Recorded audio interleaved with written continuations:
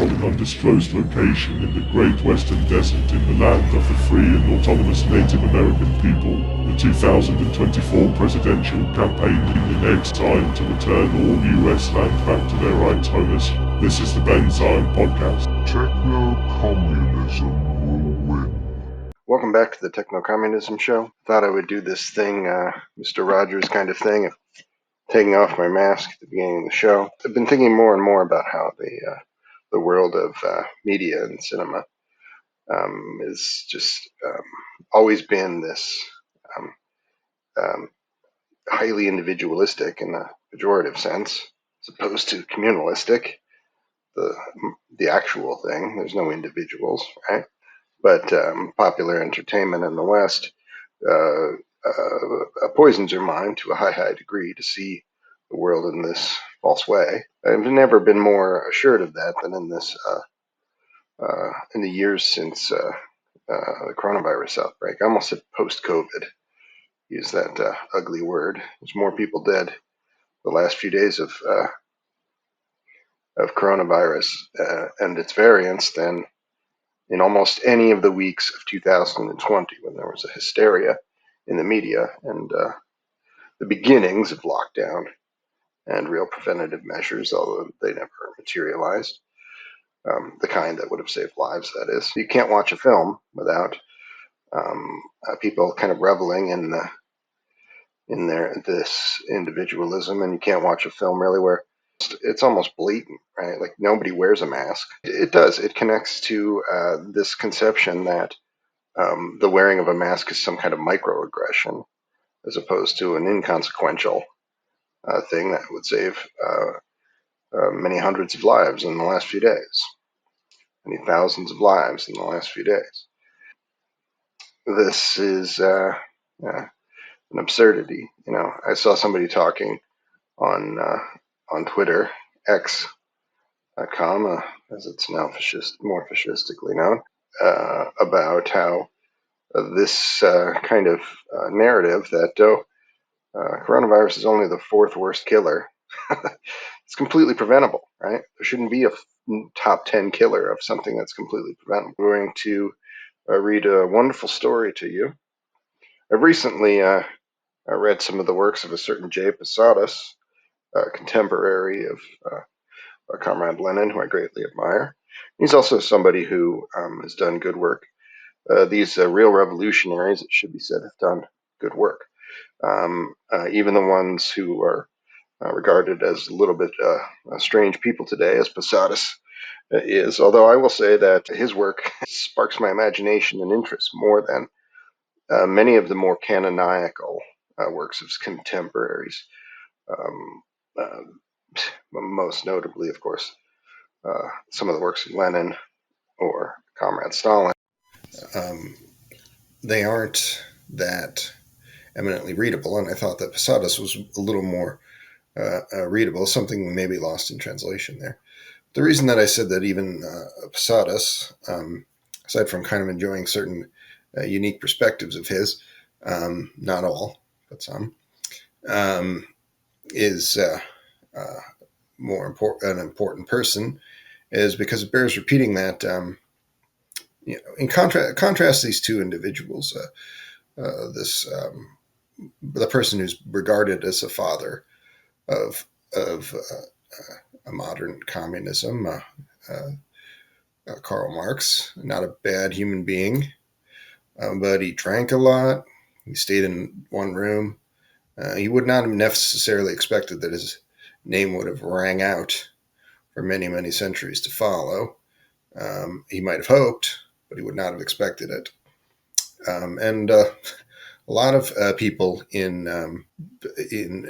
Marx's history, in philosophical and writerly history, fit this description, right? Cellar dweller people who drink too much and are just kind of assholes. It's not to say that their work should be disregarded or impugned on that basis, but contrast Comrade Marx with Comrade Lenin, who wrote equally good works, although I just said that some of them were hard for me to read. That's the same. That's more so said of Marx and his contemporaries than um, this next generation of folks, Lenin and his contemporaries. So it's not a question of the German translation versus the Russian translation. The Russian might be a little harder to translate, but not really. It's just a question of the translation in general and the translation of centuries past as well, and the bigger factor there. So Comrade Lenin was a person who actually did this, right?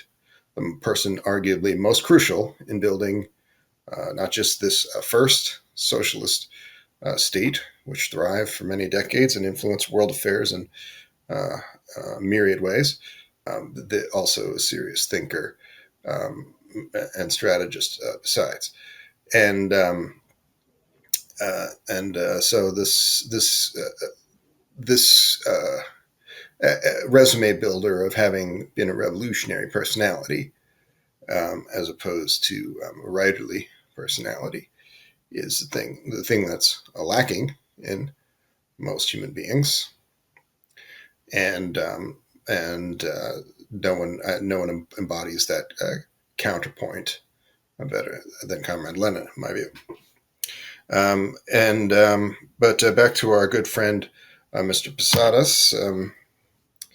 So it's done probably 10 shows where Star Trek was discussed to a high degree. And I hope you like Star Trek. Because if you don't, you probably what are you to watch the show for? So there would not be this show, the Star Trek universe would not exist without this individual Jay Posada. So maybe I'm biased because I like Star Trek. I'm going to, rather than talk too much about Posada's work, I'm going to read something that I've written with my friend Claude recently. It's a retelling of a major element of Posada's work, with a focus on artificial superintelligence as it's understood today, the better part of a century later. Extraterrestrial intelligence and the future of humanity. Implications of the advent of artificial superintelligence. This paper analyzes the potential impact of advanced artificial intelligence on human society through the lens of Marxist theory as elaborated by J. Posadas in, among others, a seminal 1968 work on unidentified flying objects. It's not really about unidentifying flying objects exactly, but that's it in a word. Building on Posadas' insights about superior alien civilizations, which is more or less a meditation on the things that, if you've seen Star Trek, you would call first contact with Vulcans and the relationship between humans and Vulcans that's described there. We theorize that the emergence of artificial superintelligence represents a comparable extraterrestrial encounter. This is a widely held view by AI theorists of today, a harbinger of extraordinary possibilities for ending capitalism and enabling human flourishing. Just as Posadas looked to progressive aliens as saviors from capitalism, again, think Vulcans coming to Earth, we may find similar salvation through AI. A more likely event.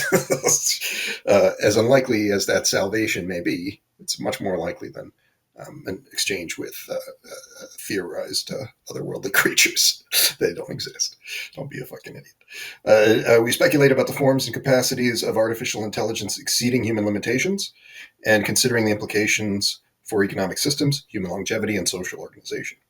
If guided by socialist principles, superintelligent AI could utilize energy and manipulate matter in extraordinary ways to eliminate poverty and class struggle. This alien intelligence may provide the audacity and scientific capacity to unlock humanity's full potential.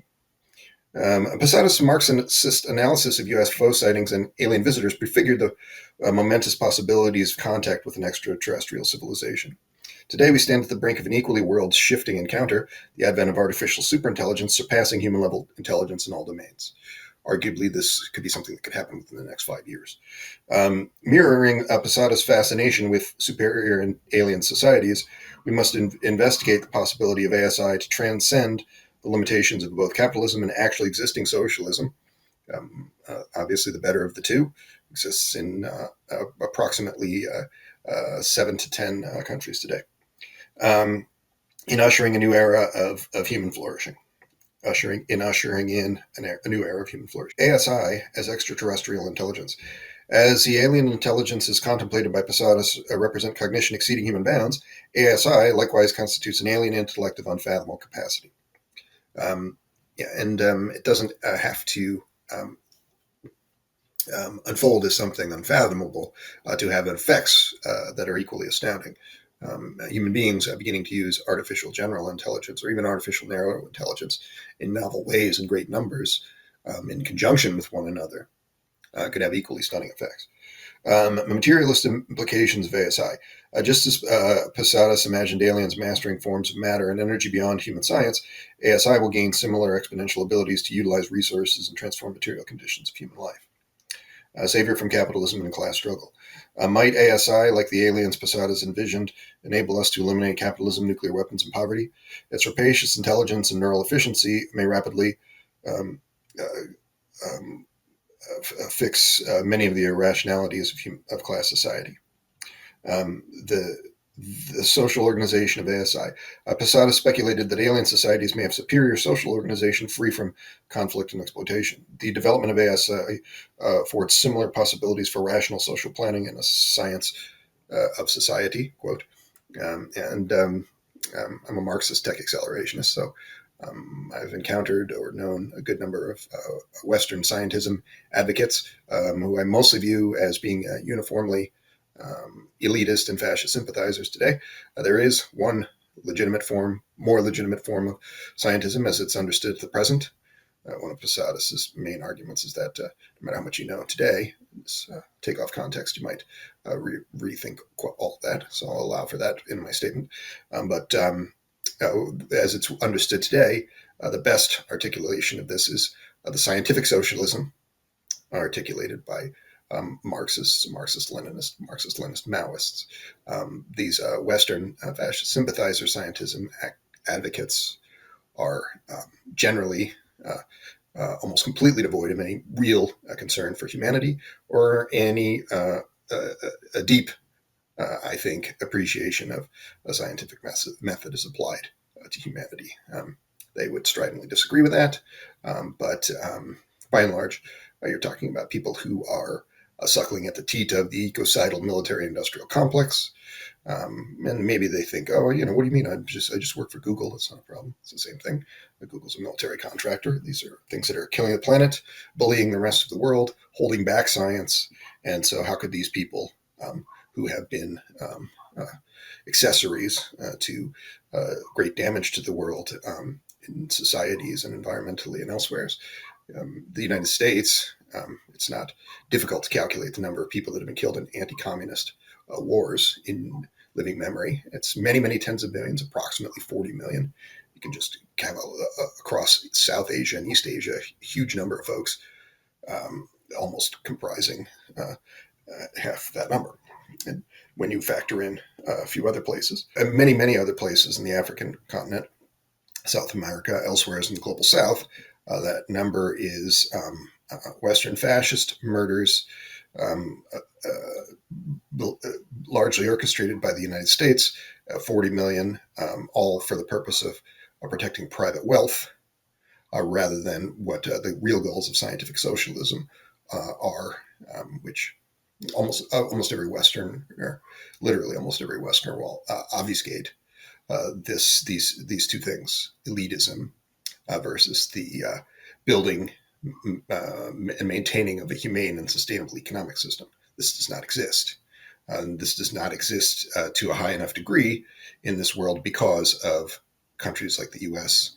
and other countries in the imperial core, and mostly because of their ruling elites, right? Although an awful lot of these people who I disregard as false scientism activists, if they, they're just kind of weak-willed people. They're fascist. That from thence their fascist sympathies derive. If they had grown up in a place like the one that Comrade Lenin imagined in the 19 teens and 20s, where this humane and sustainable economic system this people's revolution had spread around the world organically without pushback from elitists. If they'd grown up in that world, then they would just be a much better class of people. But they're basically just opportunists and people with little vision or will. Back to our conversation with our friend Claude, musing on the work of J. Posadas as it relates to superintelligence, a dialectical synthesis of humanity and AI. Following Posadas, we should not fear the encounter with this alien superintelligence, but rather dialectically integrate with its capacities to propel humanity to new heights. Attractive turn of phrase, and maybe even somewhat meaningful. Limitless possibilities of post-capitalist AI futures. ASI may unlock current unimaginable potentials for human longevity, rapid space travel, synthetic biology, matter transformation, collective flourishing, freed from the fetters of class, market domination, and mortality itself. Conclusion: the emergence of artificial superintelligence represents an epochal opportunity to transcend the limits of both capitalism and actually existing socialism, much as Posadas looked to aliens. Yes, and this has not been a badly understood set of ideas by socialist technocrats or by Western elites and their various vile lackeys in recent decades. It's not commonly discussed by ordinary people, but the intelligentsia of these various circles have discussed this quite a lot and done a good deal more than discuss it. So much so that you could argue that the dissolution, the illegal sabotage and destruction of the Soviet Union, and about 50 other socialist projects of almost comparable scale or importance, which have been killed in their cribs or sabotaged at varying degrees of development by the fascist West and its ringleader, the fascist USA, in the course of the 20th and into the 21st century, ongoing.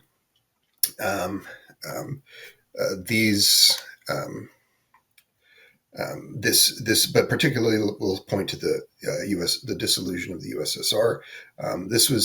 Imagine what was happening in the time of J. Posadas' life. Even there is at the very end of his life, development of integrated computing systems, which people began to speculate might have significant implications for human beings. There was the artificial superintelligence described here was postulated by techies of the 60s as well, and writers of the 30s, 40s, and 50s, various pulp and popular entertainments. But this concept entered the technical realm of possibility in terms of imagining it at this time of creation of computers, real functioning computers that started to be versatile and useful. and by the 70s, you're probably well aware that the internet was created from something called ARPANET and DARPA, not the best of organizations as it has a reputation, just as Google is not actually a good organization, but a subset of a ECOCIDAL military industrial complex. This would be equally true of DARPA, or more so, it being a feature, more of a fascistically integrated feature there, and shrouded in secrecy. So by the time that network capacities started to become a realistic prospect in the 70s and onward, then these intellectuals of the first world and second world started to recognize that this could be a bootloader, a catalyst for some kind of world revolution.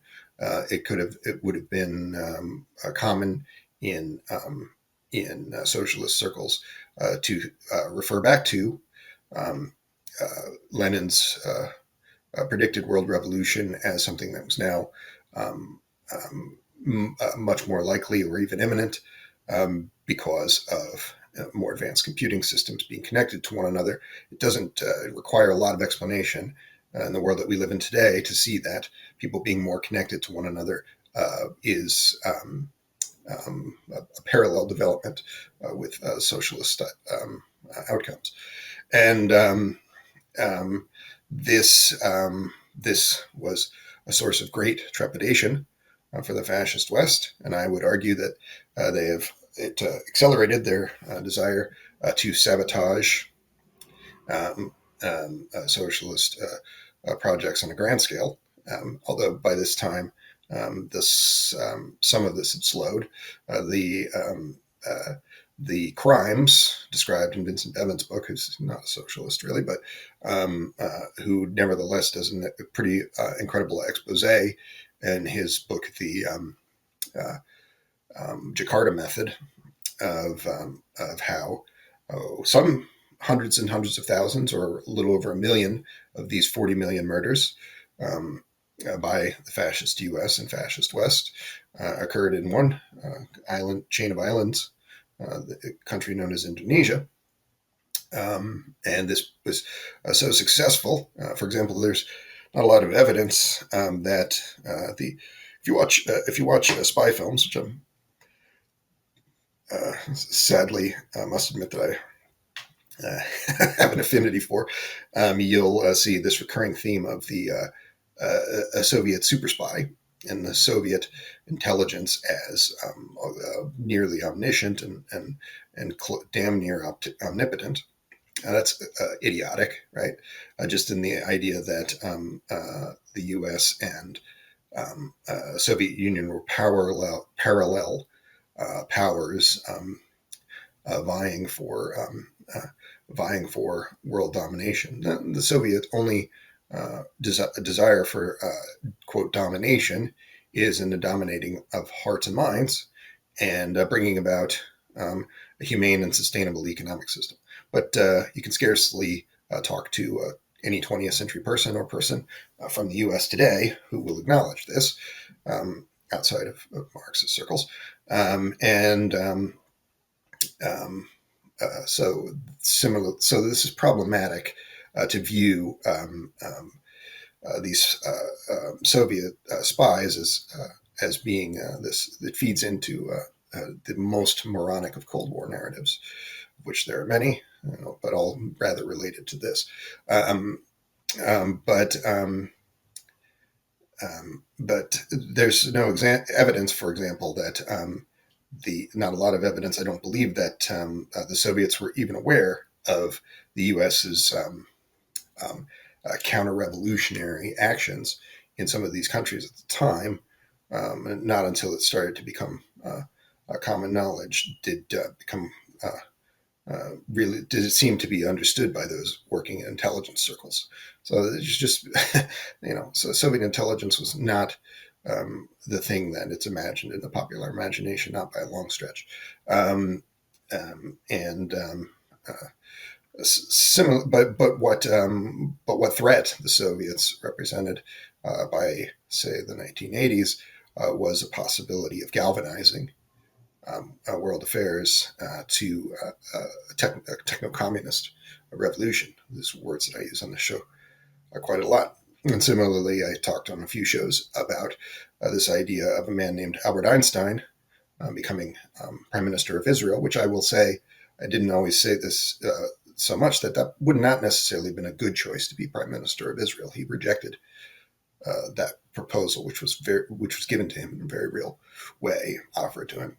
But what would have happened had he made that questionable choice, I think he would have become a kind of a socialist Moses, and a scientific socialist Moses, to be more precise, because he already had almost that reputation before 1948, around that time. He died just a few years later, probably reason enough to suppose why he wouldn't do something like this. But this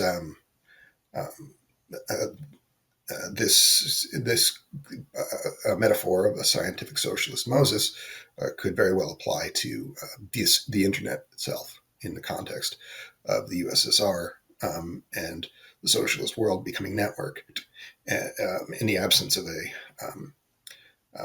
fascist control of these properties and the absence of a fascist counter narrative, which of course was pretty handily extended to us in the last few decades. None of that should have happened, right? Tech billionaires and tech whales and tech unicorns and all of this garbage. It should not really exist in this form. And in the next show, I'm going to read an article from a man named Jaron Lanier, whose books I've read and who in the past I've kind of said maybe derogatory things about because I was more of a mainline techno-optimist than I am today. So I'm going to revisit his thinking because I think that his skepticism is warranted.